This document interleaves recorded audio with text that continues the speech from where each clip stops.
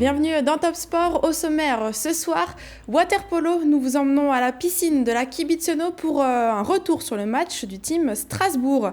Et puis un derby en foot entre le Sporting Club de Schiltigheim et le FR Haguenau. Et des invités beaucoup ce soir puisque le plateau est très, très au complet. Avec tout d'abord l'entraîneur du BC Gris, Oberhofen. Bonsoir Ludovic Pouillard. Bonsoir. Et on va parler handball avec Dalila Abdeslam et Awa Diop. Bonsoir à toutes les deux. Bonsoir. Joueuse, capitaine et joueuse de l'ATH, la Rheinheim-Truchtersheim Handball, la meilleure équipe de handball alsacien, qui a pris une grosse claque ce week-end, une lourde défaite à domicile face au Havre. Merci d'être venu quand même, ça pique encore un petit peu. Une défaite de 13 à domicile, c'est digéré ou ça pique encore un petit peu les joues ce matin? Vous nous auriez invité hier, on ne serait pas venu. Mais vous êtes sympa, donc vous êtes venu quand même. Voilà. Ludovic Pouillard, vous avez pu se sourire, les joueurs n'ont pas tiré la tronche ce week-end. Non, ça a été là, ce week-end ça va, ça a été. Et puis c'est le début de saison, je ne sais pas si pour le Elles sont un peu plus avancées. Nous c'est la deuxième, donc... Allez, on va commencer avec du football. Je vous emmène rapidement du côté de Marseille où ça s'est pas très bien, pas du tout très bien, très mal passé. Du côté du Racing qui encaisse un but très rapidement en début de match par Camara. Vous voyez en fait le coup franc est dévié deux fois, une première fois par Koné. La remise de Strootman pour Camara et c'est dévié par Ludovic Ajorc. Le Racing a une déviation d'Ajorc de l'autre côté du terrain cette fois-ci. La frappe de Thomasson mais Mandanda se détend bien.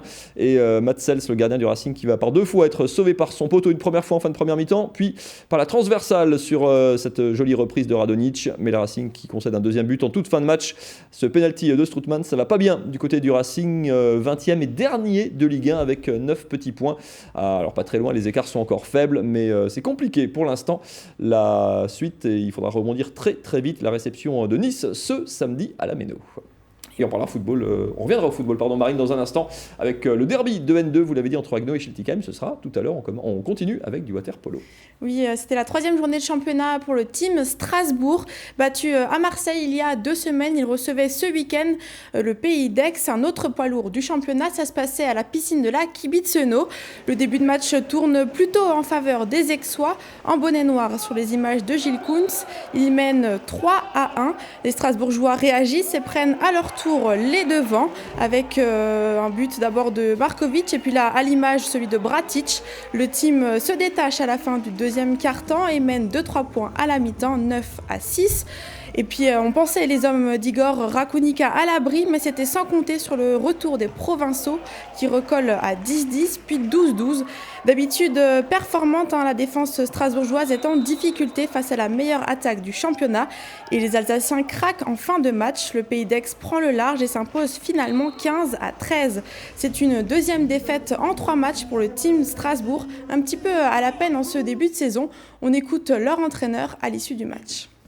À la fin du troisième carton, on a laissé 2-3 contre-attaques de l'équipe Aix-en-Provence. Ils sont très forts dans cette secteur de jeu et on a, en fait, ça c'est la raison pourquoi on a perdu ce soir.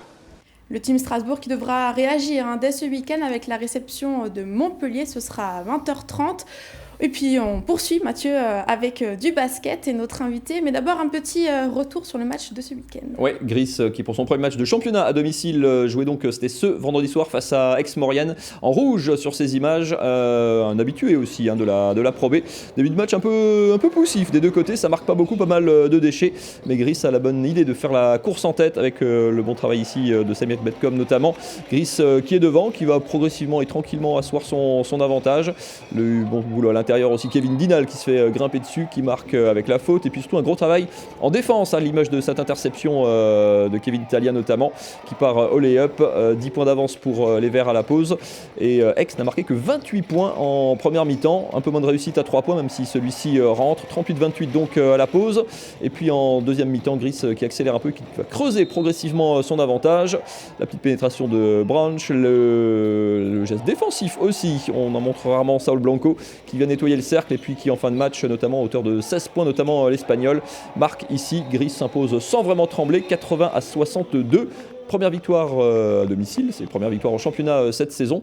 Il y avait un petit peu de pression, Ludovic Pouillard, sur ce premier match à domicile, parce qu'il y avait eu une défaite chez un promu lors de la première journée. Il y avait une grosse gifle en Coupe de France 3 jours avant, avec une défaite de plus de 30 points. Il y avait un peu, c'est le tout début de saison, mais il y avait déjà un petit coup de pression sur l'effectif. Non. Zen. Ouais, non. Il faut pas oublier que j'ai 11 nouveaux joueurs cette année. 3 Espagnols. J'avais un Polonais qui se blesse juste avant le match, notre premier match de championnat. Donc il y a un Lituanien qui est arrivé entre-temps. Il est arrivé, je crois, jeudi. Là, on n'avait même pas fait de 5-5 encore avec lui. Et j'ai essayé de le faire jouer 8 minutes. Donc non, pas de pression. Il faut avoir la tête au bon endroit, il faut savoir d'où on vient et surtout où on veut aller. Voilà, on est dans nos temps de passage. En Leaders Cup, on a battu Nancy, ce qui ne nous était pas arrivé la saison dernière.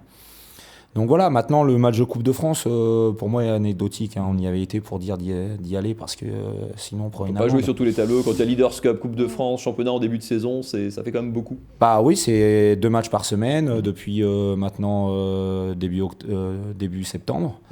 Là on est enfin dans une semaine où on a joué vendredi, on rejoue vendredi. Donc on va pouvoir enfin s'entraîner. Ça faisait un mois c'est vrai qu'on enchaîne les matchs avec les déplacements.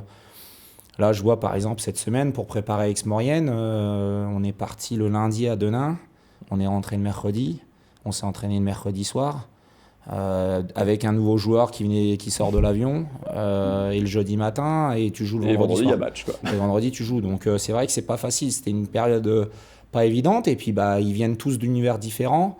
Mes joueurs espagnols n'avaient jamais mis les pieds en France, ils n'étaient jamais sortis d'Espagne.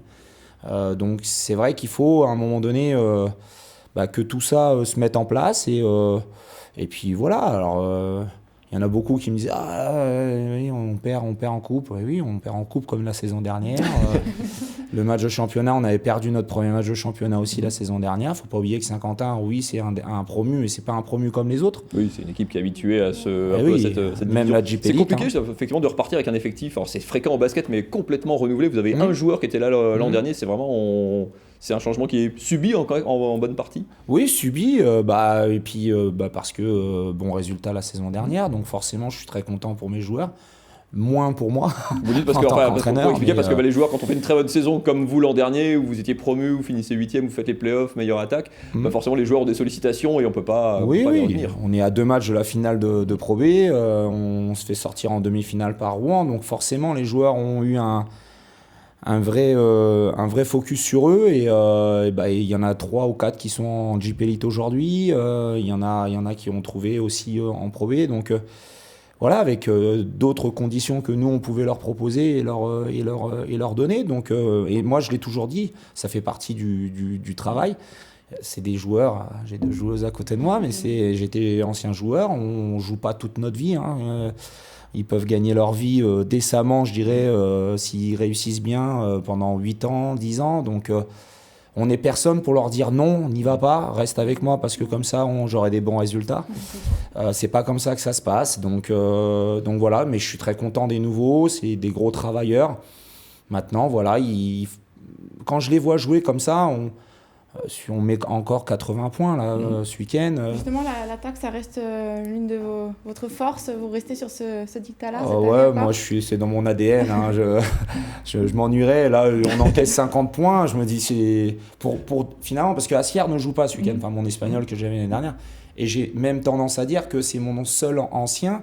Donc c'est un ancien parmi 10 nouveaux. Donc il fait partie des nouveaux aussi, puisqu'il faut qu'il apprenne à connaître ses coéquipiers aussi. Donc tout ça ne va pas se faire en un claquement de doigts. Ça fait que 6 ou 7 semaines qu'on est ensemble. Voilà, c'est une équipe qui, j'espère, va être programmée pour monter en puissance. Et puis essayer de voir à la fin ce que ça peut donner. On va continuer de parler basket, vous restez, vous ne bougez pas, Ludovic Pouillard. Vous restez là, je vous emmène faire un petit tour du côté de Agno. On fait une pause de football avec un derby, c'était en National 2. Ça se passait au Stade de l'Art samedi après-midi. C'est les 2 autres meilleurs clubs alsaciens sous le Racing en N2. Les images sont de Gilles Koons, ça se passait donc samedi après-midi. Il ne fallait pas arriver en retard, 9 minutes de jeu, le centre de Boukalada et Nicolas Frimer qui surgit pour marquer en 2 temps. Ça a un peu pataugé de la défense agnovienne, Agno en rouge et bleu qui est dans le dur dans ce début de saison.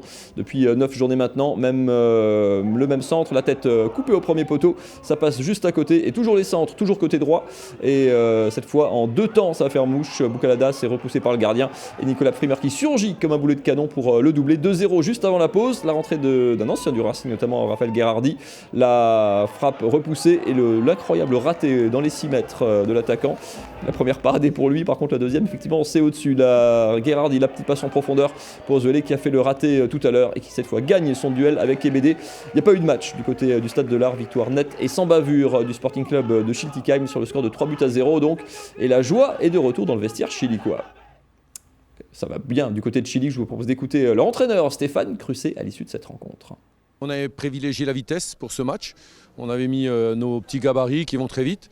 On savait que derrière, ils avaient un petit problème de vitesse et que si on venait à être acculé par un pressing certain, on aurait joué derrière leur défense. Le fait de ne pas prendre de but depuis 4 matchs, ça met de la confiance. On voit que Guillaume nous a sauvés quand même à 2-0. Il fait un bel arrêt et on sent que tout le monde est concerné maintenant, les remplaçants comme les titulaires. On a la Coupe de France la semaine prochaine, on va faire tourner. Le groupe est concentré, concerné. J'espère que c'est de bon augure pour la suite. Et ça va mal en revanche, très mal du côté de Haguenau, à un seul point après 9 journées. Le coach tient par contre à préserver toujours ses joueurs, écoutez-le. Ils ne sont pas chez nous pour l'argent, ils sont chez nous pour le reste, le relationnel, les liens qu'on a pu créer et les valeurs qu'on essaye de mettre avec nos moyens.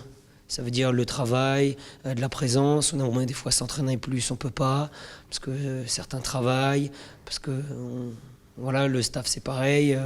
On va dire qu'on fait au mieux dans un monde qui pour moi est professionnel à ce niveau. Ouais, compliqué pour le FRH, donc avait été repêché en début de saison. La suite, c'est la Coupe de France ce week-end. Schiltigheim reçoit Thaon-les-Vosges samedi 17h au Stade de l'Art. Haguenau sera en déplacement du côté de Geispolsheim. Marine, on passe au handball avec nos invités. Avec nos invités, on va revenir d'abord sur le match de ce week-end. Vous receviez le Havre pour la 7e journée de D2. Les images sont de Vincent Bessières. La TH est en noir et c'est le Havre qui est en tête en début de partie. Mais la TH devient plus agressive en défense et passe devant après 8 minutes de jeu. 5-3 et en quelques minutes elles vont subir un 4-0. Le Havre mène alors 5-7. Cet écart de 2 buts va encore se creuser pour arriver à 4 à la pause. Les Barinoises sont menées 12-16. Et puis le score ne bougera pas dans le bon sens en deuxième mi-temps. Les filles de la TH sont en difficulté en attaque mais aussi en défense. Elles cumulent 9 buts de retard à 15 minutes de la fin du match. Difficile de faire le poids face au Havre, un club VAP. Le statut signifie voie d'accession au professionnalisme. Il y en a 4 en D2. Autrement dit, le Havre fait partie des 4 équipes les plus structurées et ayant le plus gros budget du championnat. C'est une lourde défaite pour l'ATH. Score final 21-34. Alors on le disait, c'est encore un petit peu difficile à digérer. C'est quoi ? Le Havre, c'était vraiment une équipe qui était au-dessus sur le papier, mais aussi et bien sur le terrain.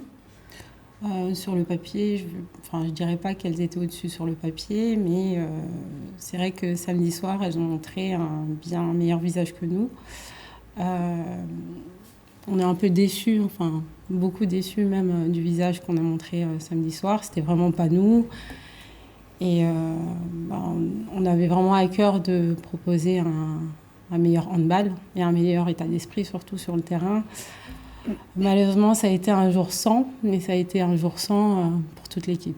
Donc là, on a vraiment pris une tempête, une bonne tempête. Vous n'êtes pas habitué, Dalila, à prendre effectivement la TH. On perd des matchs, c'est l'histoire du jeu, mais c'est vrai que prendre une défaite comme ça, à domicile en plus, c'est forcément... ça touche la fierté quasiment, ça fait mal. Ah, c'est ça, mais on n'a pas fait preuve d'orgueil pour autant. Donc voilà, après, le Havre, ça reste un gros club qui a longuement évolué en D1, qui a une coupe d'Europe à son actif.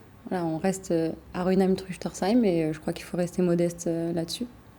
Vous vous retrouvez en 6e position sur 8 équipes au classement. Justement, le coach en parle de ce bilan après 7 journées de championnat, on en discute après. On avait la possibilité de faire un bon début de saison en faisant un bon match ce soir, on ne l'a pas fait.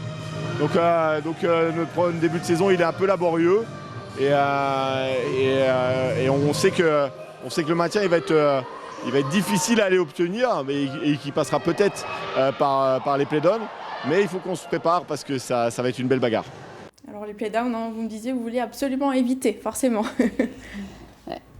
Le championnat est dense, c'est serré. Comme dit, si on avait gagné ce week-end, on aurait pu être 3e. Malheureusement, on perd de cette manière, donc on se retrouve finalement 6e. 6e dit place en play-down. Voilà, Parce que c'est les 4 derniers de la poule qui voilà, c'est ça, c'est les 4 4 derniers. Donc les places sont chères. Est-ce que le club est peut-être simplement à sa place? Vous étiez aussi sur une super dynamique depuis 2 ans, avec la montée en D2 il y a 2 ans, un peu comme parfois ça arrive sur votre voisin de gauche peut en parler, sur la foulée on fait une très bonne saison au niveau supérieur, et puis est-ce que simplement c'est un peu le contre-coup, c'est simplement une dynamique peut-être il y a plus de surprise maintenant, les autres équipes qui vous prenaient peut-être un peu aussi parfois de haut vous ont ciblé? Ouais, c'est vrai que l'année dernière, on était peut-être un petit peu moins attendus. On était sur une bonne dynamique, montée de la N1 vers la D2. On gagnait pratiquement tous nos matchs. Et puis, on avait gardé sûrement cette dynamique. Et cette année, on a un autre statut. Dans la poule, on a clairement un autre statut aujourd'hui. Les équipes nous attendent un petit peu plus, je pense. Vous faites partie toutes les deux des anciennes entre guillemets du club, même quand on est très jeune joueuse d'expérience, on va dire, au sein de l'équipe. C'est un club que vous voyez aussi grandir, se structurer. Il y a un vrai projet. On voit cette salle qui se remplit, il y a de plus en plus de monde. C'est pas toujours facile d'attirer de construire autour du sport co féminin en Alsace, comme ailleurs. Mais vous voyez ce club grandir et se structurer un petit peu à différents niveaux. Il y a un vrai projet club en fait auquel vous appartenez. Oui, bien sûr. Déjà, sinon je crois qu'on ne serait pas là. Que l'entraîneur ne serait pas là non plus. Voilà, il y a vraiment une volonté de se professionnaliser. Maintenant, on reste à Rönnheim-Trüchtersheim, donc petit à petit, l'oiseau fait son nid, mais je crois qu'il ne faut pas être trop pressé et pas mettre les charrues avant les bœufs. Alors, vous changez de temps en temps, vous troquez votre maillot de l'ATH pour l'équipe du Sénégal. Vous êtes notamment la vice-capitaine et vous avez participé à un tournoi qualificatif au JO fin septembre, il y a quelques semaines. Alors, vous n'avez pas été qualifié, mais vous préparez pour les mondiaux qui ont lieu au Japon et qui débutent le 30 novembre prochain. Oui, effectivement, là, je sors d'une trêve internationale fin septembre, dernière semaine de septembre, on était au Sénégal. On a joué un tournoi qualificatif olympique, donc on a eu la chance de l'organiser à Dakar. Donc là, c'était depuis que je suis en équipe nationale, c'était la première fois qu'on jouait à domicile. Donc c'est vraiment une super expérience. Malheureusement, on n'a pas eu notre ticket pour les Jeux olympiques, mais on a une deuxième chance en mars avec un deuxième tournoi qualificatif. Et oui, en effet, on prépare le mondial en fin novembre, du 30 au 15 décembre, effectivement, au Japon. Donc, pareil, encore super expérience qu'on va vivre. Et aussi parce que c'est la première participation du Sénégal dans un mondial. Qu'est-ce que ça fait personnellement de passer de la salle de Trüchtersheim au maillot du Sénégal, à des mondiaux au Japon, c'est pas la même dimension, quoi. Non, clairement, c'est pas la même dimension. Déjà, quand on passe du club à l'équipe nationale, ça n'a rien à voir. De jouer pour un club et de jouer pour un pays, ça n'a rien à voir. Et là, je joue pour le pays, mon pays d'origine de mes parents. Moi, je suis née en France, mais je suis binationale, donc j'ai la binationalité. Et c'est une fierté immense, en fait. Donc voilà. Et on suivra ça depuis l'Alsace. Rendez-vous fin novembre. On continue de parler handball avec vous dans un petit instant. On rappelle le prochain match à domicile le 2 novembre, Marine, au centre sportif du Korsberg à Trüchtersheim. Petite parenthèse sur les réseaux, c'est parti. Alors, ce n'est pas tous les week-ends que l'on peut vous mettre en résumé de match uniquement des dunks. Eh bien, ça se passait du côté de Souffelweiersheim. Il y en a eu quelques-uns. C'était le deuxième match de championnat pour les promus de Pro B. Le premier à domicile, bien réussi puisqu'il le remporte 81-59 contre Saint-Chamond Basket Valley. Et puis, alors, vous voyez là ce super alley-oop. Voilà, que dire de plus, les images parlent d'elles-mêmes. Rendez-vous pour le derby très bientôt. En athlétisme aussi, on a un petit côté, un petit déhanché bien centré ressenti. Oui, il s'agit de Mohamed Amin El Bouadjaji. Il participait ce week-end à une compétition en Espagne sur un 1500 mètres sur route. Alors on ne sait pas trop de quelle compétition il s'agit, mais bref, cet athlète ne manque jamais d'humour, puisque vous voyez là en image, lors de la présentation des concurrents avant le départ, il nous a fait un petit déhanché, voilà, comme il sait bien le faire. Petit Voilà, pas de danse, easy, célébration d'avant la course.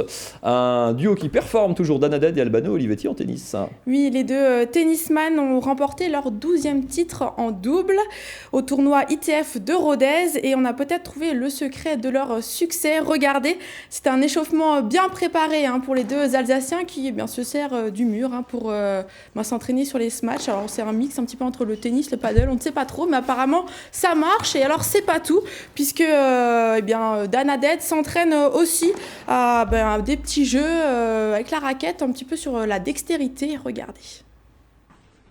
Non.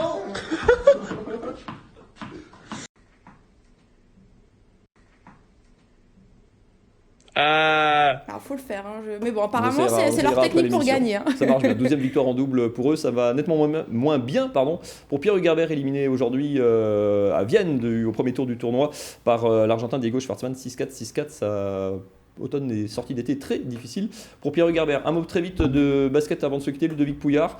Le match donc vendredi contre Blois à domicile, Gris, 2000 habitants, avant-dernier budget de Pro B. Quand on dit que c'est le miracle permanent, c'est une réalité ou ça vous énerve parce que votre place elle est là et vous l'avez méritée? Ah non, c'est la réalité. C'est la dure réalité de notre championnat de Pro B. Il y a encore des gens qui nous demandent où c'est Gris en France quand on se déplace. Mais là, on reçoit Blois. Blois fait partie des 3 ou 4 plus gros budgets de Pro B. Ils sont leaders, ils ont mis 100 points là, chacun de leurs 2 premiers matchs.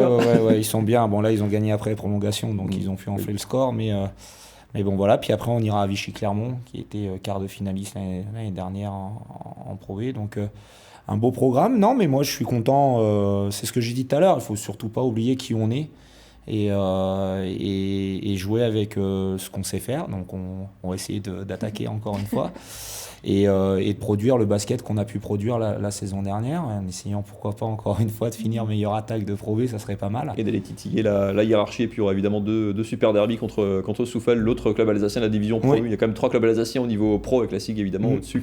On aura l'occasion évidemment de suivre ça toute la saison. Merci beaucoup Ludovic Pouillard, Awa Diop, Dalila Abdeslam, merci beaucoup. Merci à vous. Coupe de France du côté de Yutz ce week-end. Et puis championnat, donc on a dit début novembre. Marine, merci beaucoup.